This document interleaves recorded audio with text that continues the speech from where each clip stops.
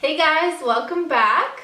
Today I have a little thing called Battle of the Palettes, and I have here with me the Naked Heat Urban Decay palette and also the Tartlet Toasted palette.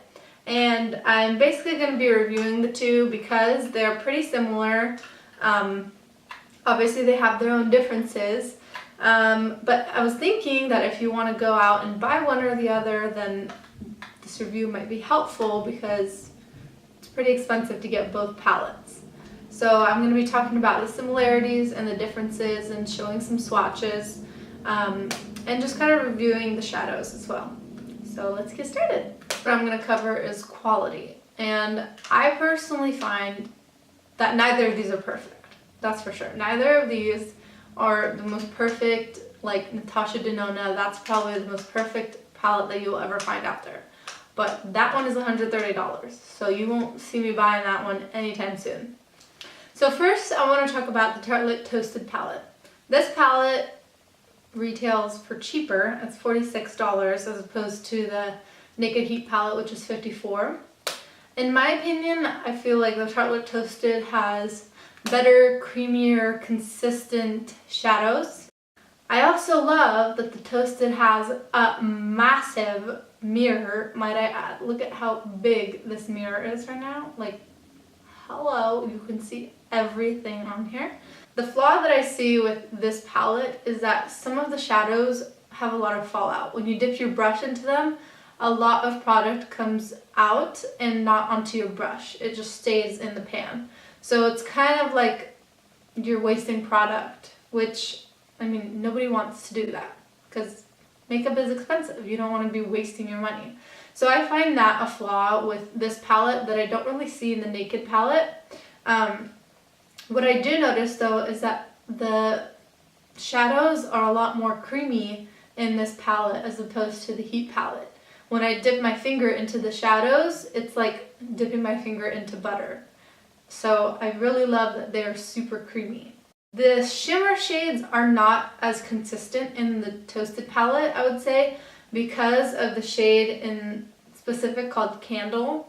I noticed that when I try to dip my brush into it, all I pretty much get is fallout and no shimmer.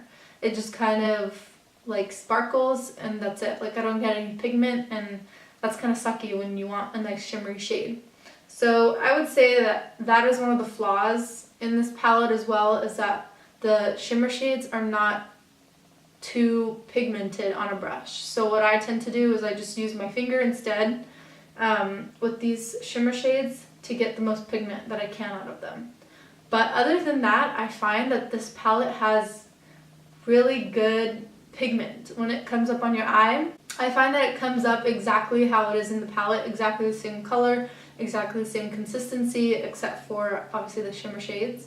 And I love that I know that there will be consistency with this palette, and I really appreciate that. And I definitely appreciate the massive mirror that it comes with, because then you don't have to be like squinting trying to do your eye makeup when you're on the go or at home. This palette has the most variety with the shadows because I find that the Naked Heat has a lot of similar shades, and I don't really appreciate that with how much money that you're spending for a palette. You don't want too many similar shades. You want to have a variety to do different looks.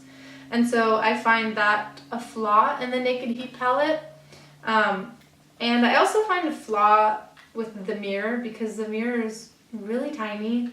I mean, it's not really tiny, but it's narrow, so you can't see as much of your face. And as you can see, they have a lot of similar shades and not a lot of variety going on in the palette. It's kind of just like everything's one shade off, one shade different from the other shade. I would have to say that the shadows are very pigmented as well as the Tartlet Toasted. And the shimmers, I don't find the whole like problem with it not coming up on my eye when I use a brush. I find that the shimmers are probably more consistent in this palette, in the Naked Heat palette, than they are in the Toasted palette.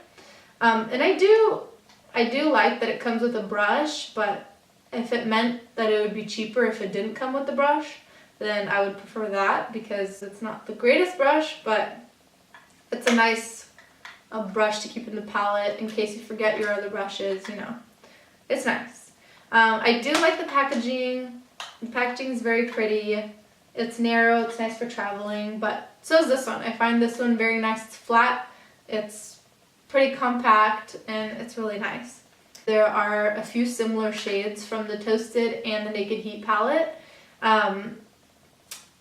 They're like pretty spot on similar shades. If you're trying to make a decision on which palette to get, that kind of makes it easier about which one you should get because there are similar shades. None of them are too different from each other. But I think all in all, in my opinion, if you were to have to go out to the store and make a decision about which palette to get, I would 100% recommend the Toasted over the Heat palette because they're so versatile and I think prettier, butterier, and just better altogether. I find myself reaching for this one more than I do the Naked Heat, honestly, because I like the colors in this one better. So thank you guys for joining me on this episode of Battle of the Palettes. I hope you go out and get your own and just see for yourself. Even do your own review.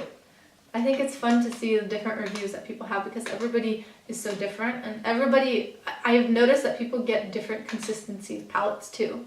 Like they're not exactly all the same. Some will have more fallout, some will be creamier, some will be better. So I think it's fun to see everyone's different reviews.